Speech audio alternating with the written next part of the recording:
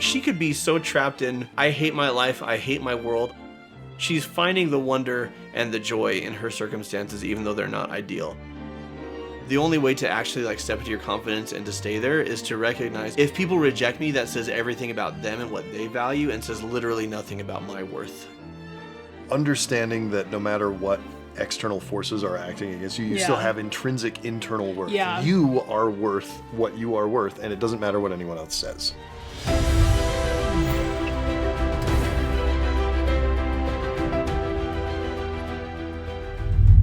This episode was filmed before the writers and actors strike. Without their labor, our show wouldn't exist. We support their strike efforts. If you'd like to support them as well, go to www.entertainmentcommunity.org and donate. Hello and welcome to Cinema Therapy. I'm Alan Seawright, professional filmmaker who needs therapy. I'm joined by Jonathan Decker, licensed therapist who loves movies, and we have a very special guest with us today. Welcome back. Me.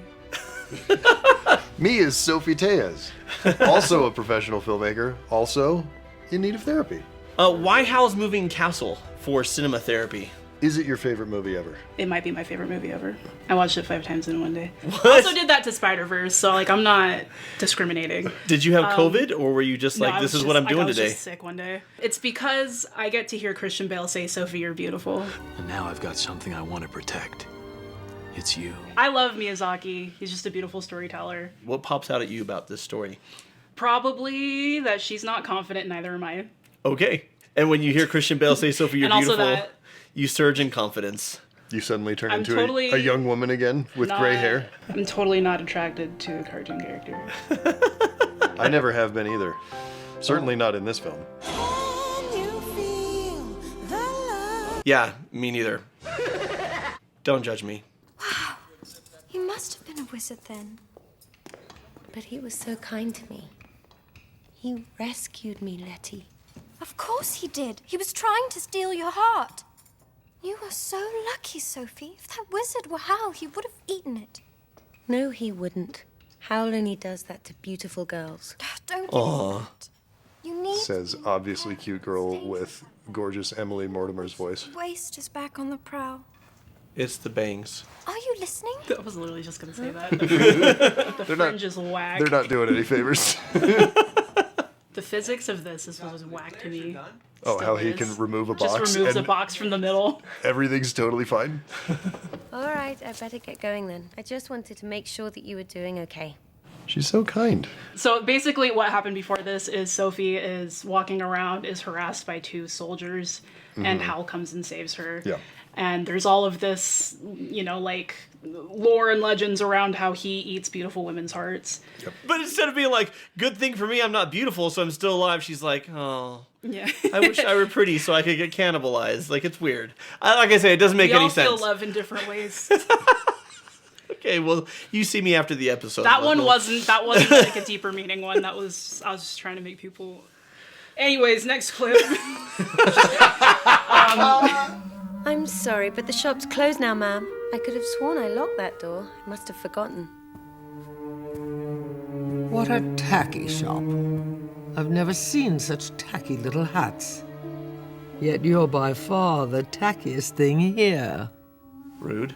I'm afraid you will have to leave now. Do you see who the voice is for The Witch of the Waste? No.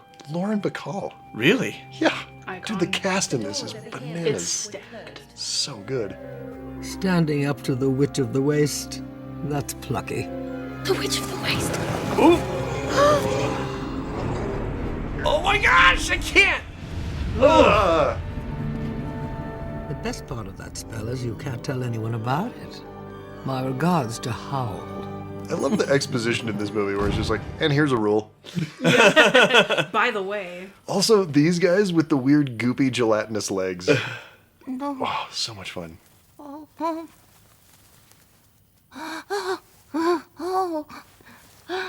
Oh my gosh, the animation is so...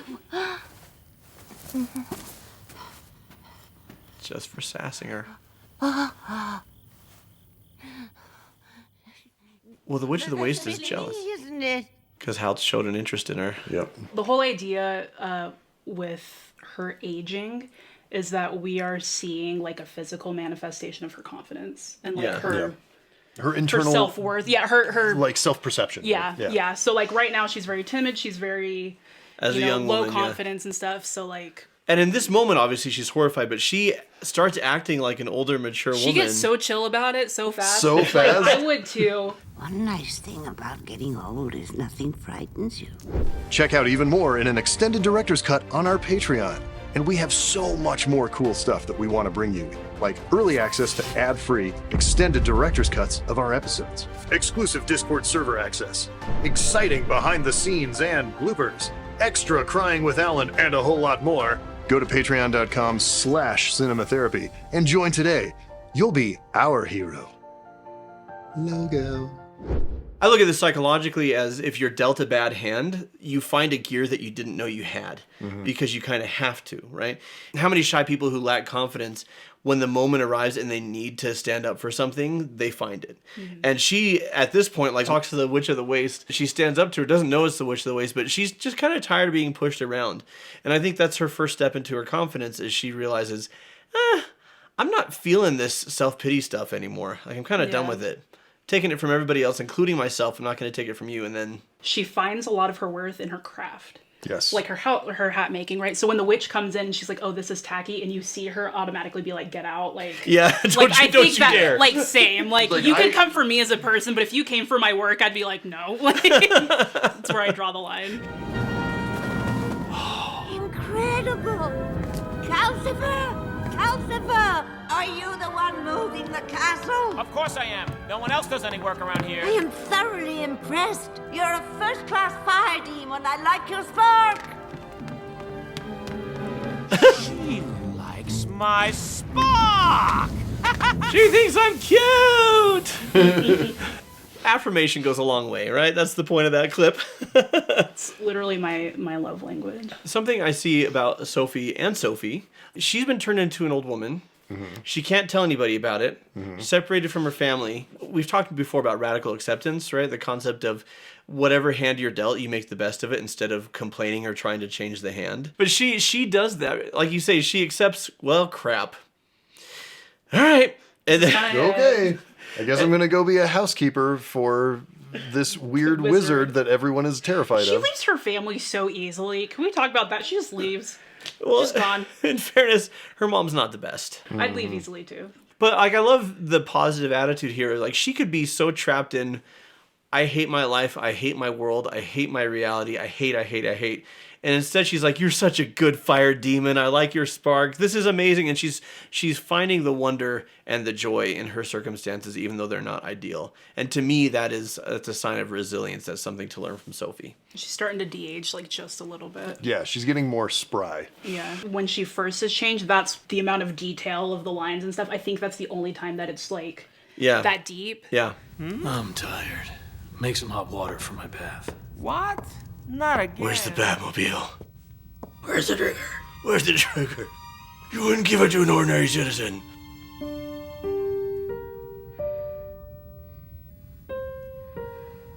And here she's herself again. And I didn't understand why. This is probably why I sleep all the time. Just unburdened by the world. Seriously. Imagining hot wizard Christian Bale just staring at you like Edward Cullen. Yeah, until I have the nightmares. Why this clip? I think in sleep is the only time that she's just truly unburdened by like herself, perspective on herself and like the world. Well, and I think what we're also seeing is that Howl sees her for who she really is as well. He can see past the curse that's, Been placed on her. Yeah, okay. I guess. I don't know. Because nothing in this movie made sense. Again. But it's great. It's an ink blot. I love it. That means whatever the hell you want it to mean. Also, just like a random thought, I just realized she's never... There's never like a time where she truly feels like she wants to tell anyone about the curse, other than I think when she's like mad and she's just like going off and she's like the stupid witch and whatever, and she can't keep she doesn't feel the need to tell people like, No, I'm young and beautiful. The rest and of stuff. the time she seems totally fine about it. She's just like chill yeah, with I'm it. just a lady who's your house cleaner. It's cool. She sees herself as plain, so what's the difference if I'm young and plain or old and plain? It doesn't really matter. Yeah. And Hal sees the inner beauty. If not, I'll strip him of all his powers, just like her. That is enough. Now I understand why his Howl's coffee. Little flying chicken dog. It's a trap. You lure people here with an invitation from the king, and then you strip them of all their powers. Howl would never be so heartless. He may be selfish and cowardly, and sometimes he's hard to understand, but his intentions are good. He just wants to be free. Howl won't come here. He doesn't need your help. He can fix his problem with his demon on his own. I'm certain of it. Now I understand. You're in love with Howl. Howl? Did you say Howl's coming? I want his heart. His heart belongs to me. Stop that. Just calm down. Howl is not coming here, okay? The weird melted Witch of the Waste is So great. we didn't see the little page boys. There's a whole other horror movie, I think. It's just them. Just those little page boy minions in the palace. They're creepy. So she de-ages because she's stepping into her confidence, right? And so when she ages, it's showing that she feels decrepit and weak. Yeah. And when she and she feels self-conscious. I think that's why when this witch says, "Oh, I see, you're in love with Howl," she immediately reverts back to old. I don't have a crush, what? Well, it's because she's picturing herself, saying that to Howl, and she's like, "Oh no, I could never." Yeah. The self-confidence immediately evaporates. But it's very true. Like, listen, this is total adolescent thinking, though. When she lists all of his character defects, and then she goes, "But his intentions are good." And the one's like, "I see, you're in love with him." What? No, but that is such a teenage way of thinking. Like, sure, he's a slob and he kind of sucks. But... and he's kind of verbally abusive, and like all these things. But he's good in his heart. But the thing is, like in the story, of course, Hal actually is good in his heart. But he also goes out as Condor Man and does some amazing battle stuff. So he's pretty cool. So nice to see you again, Howl. You're looking well, Madam Solomon. Rather weak disguise. Didn't I teach you better? I'm not trying to outwit you. I kept my oath. I reported when summoned. Oh my gosh, with matching Now hair. Mother and I will go. I'm afraid not. I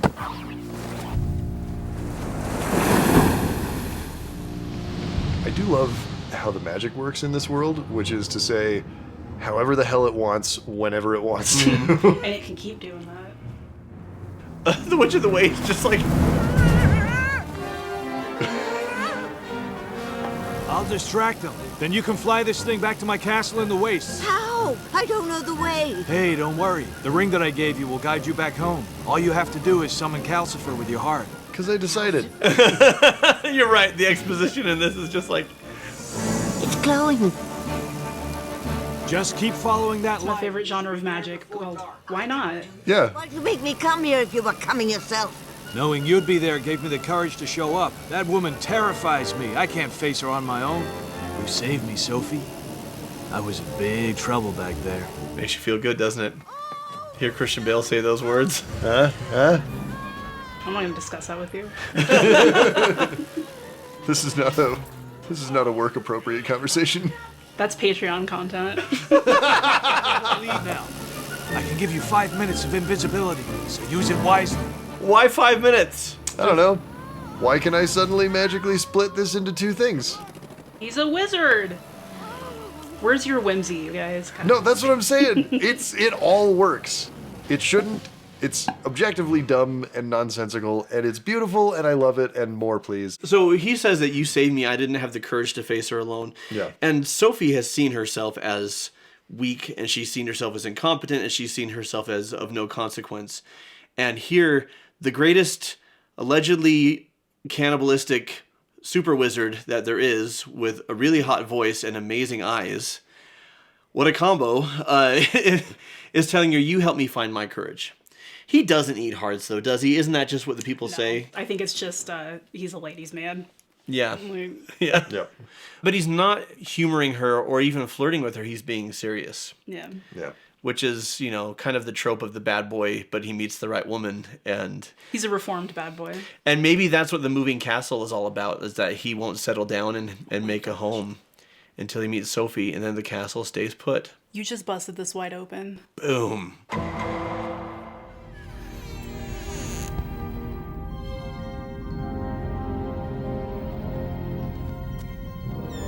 Yes, he's a bit of a hoarder, but his intentions are good.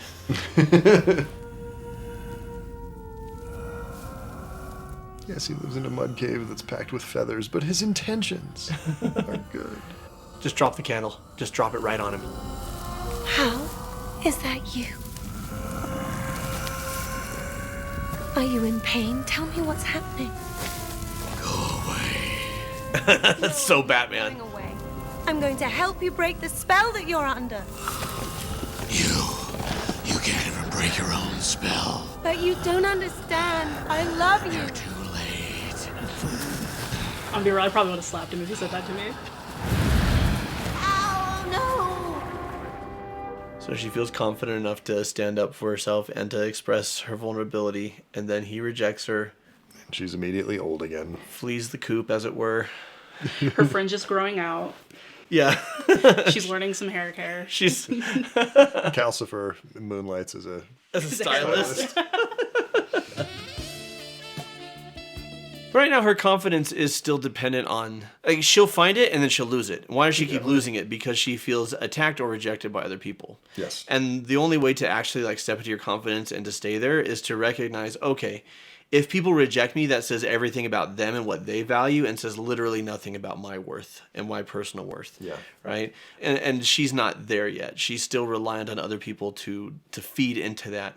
And she's got to get to a place where she has enough love and confidence in herself to sustain it. Because if you put that trust in other people, it's a shaky foundation. Sometimes people have a bad day. Sometimes people don't value who you are because of their own biases, right? And it has nothing to say about who you are or what your worth is. Very similarly, my biggest setbacks happen with rejection. Because, like, other than that, I'm usually fine. Yeah. A lot of chaos follows me, and I just kind of live with it. Like, I have confidence in just about every aspect of my life, except for, like, dating. It's interesting where we put our different, like, where we put our value. Yeah. You know, because, like, I do get a lot of value out of, like, the work that I do and, like, my creative work. Yeah. And, like, you know, a love life is something that I'd like, but I should also, like, not balance everything on that because that's not working out for me, but everything else is. So, like... Well, and understanding that no matter what external forces are acting against you, you still have intrinsic internal worth. Yeah. You are worth what you are worth, and it doesn't matter what anyone else says. Yeah. Right? And that's when she... is in that space is when she's young and her fringe is growing out and Calcifer's dew is looking really good. Yeah. And when it's not is when she ages again. Yeah. I don't know if this sounds bad, but I lived with my grandma before she died of Alzheimer's, and every time I see that clip, I see her. Like, that's kind of where we were at the end. Yeah. What a pretty fire. Well, I just love that this horrible woman who's trying to destroy everything, she's feeding her. Yeah, it's very much like, well, why not care about them? Like, they're still people. Like, you know, this person cursed her. She left her family, like, went, you know, away. Yeah. And she's sitting there spoon feeding her, and she helped her up the steps, and she helped her get out, and, like, it's insane. Yeah. Well, and she also sees, I think it's super noble when she helps her up the steps because she's still dealing with the which of the ways to was awful to her. She's smack talking her the whole way up. Yeah.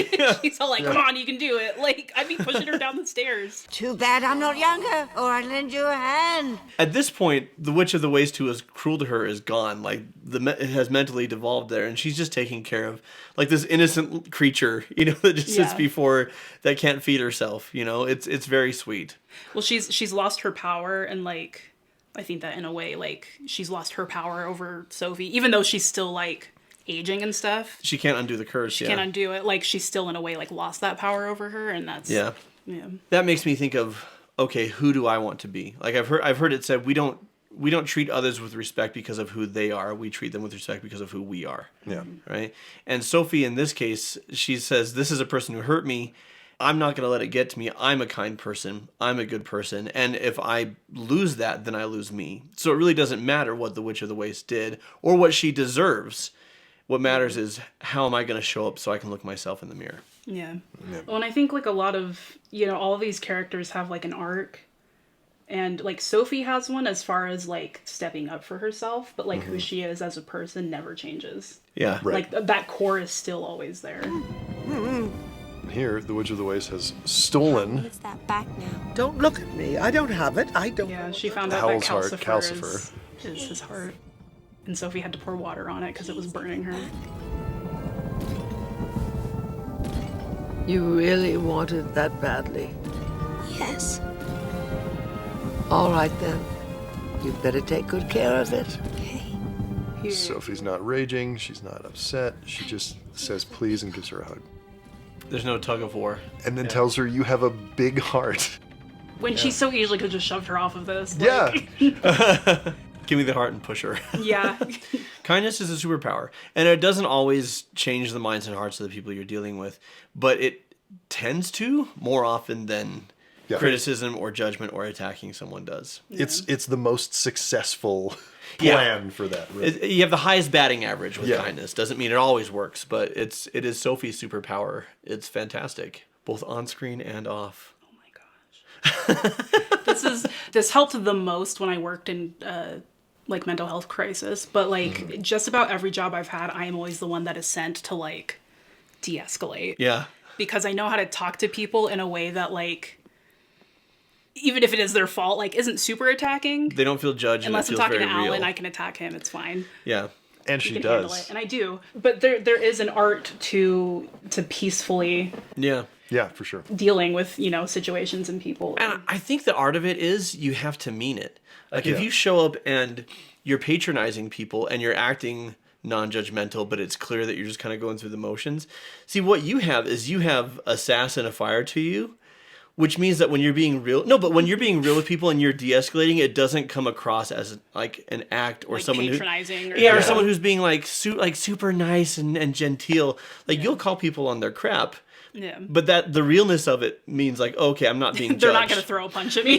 Yeah, well, because they're not being judged. You're literally just describing what you're seeing. Yeah. In interpersonal relationships like that, people have generally such strong bullshit detectors. Yeah. Yeah. Like you can sniff that out from a million miles away, but if people are being genuine, you can feel that too. Yeah. People aren't necessarily good at telling when other people are lying, but people can always tell when people are being condescending. Yeah. And that's, the real life Sophie that we have with us has got fire, but you've also got kindness and goodness. This Sophie, I would say, is a lot more gentle, right? And sweet, but that's she wouldn't say half the things I've said to you guys. No, but that's her nature. Yeah. So like if someone like you tried to approach it the way she does, it wouldn't register as being genuine, right? Because it's not it's not your personality.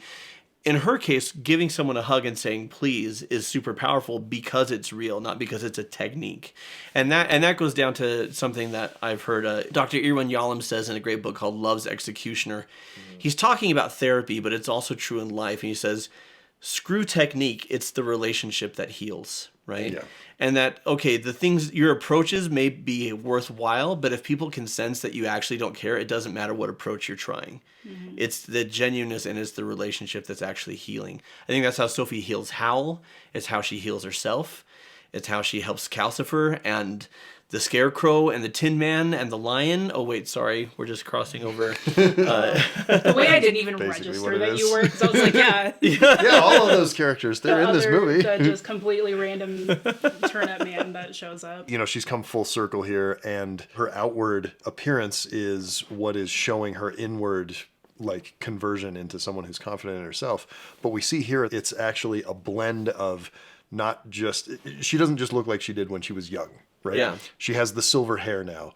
The fringe is better. She carries herself differently. There's a maturity there that wasn't there before. The youthful beauty is back, but tempered by experience and this other stuff. So I was gonna say, in regards to like her being kind to people no matter what, I think the reason I have such a strong love and connection for this character is because I see it in a very similar way where I think she has not always been treated how she would like to be treated. People haven't always spoken to her as kindly as she would like, or as gently, or treated her that way. And so in return, that's how she treats other people. Like I have a very big rule where there's a lot of things that I don't know. And so one of my biggest pet peeves is when someone goes, wait, you didn't know that? Yeah. And it's very condescending.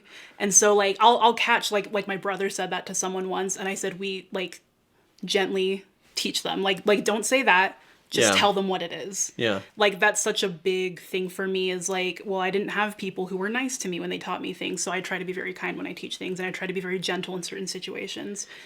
because like that's how I wish people had treated me in those ways. And the fact is, there's no reason to be condescending because Yeah. we all don't know stuff that other people know. Yeah. My sister and I just directed a short film together that you can follow either our page, which is Puchika_productions, or my Instagram, which is just Sophie S3Os_Sophie. Yeah. Alan the short produced- is called Body of Work. I produced it. She wrote. With other people, my with sister and my friend Rachel. Sister and friend, co-directed with sister. They made a good short. Yes. It's morbid as hell. It's super. It's very bloody. It's quite bloody, but like fun bloody. I think we could have made it bloodier, but.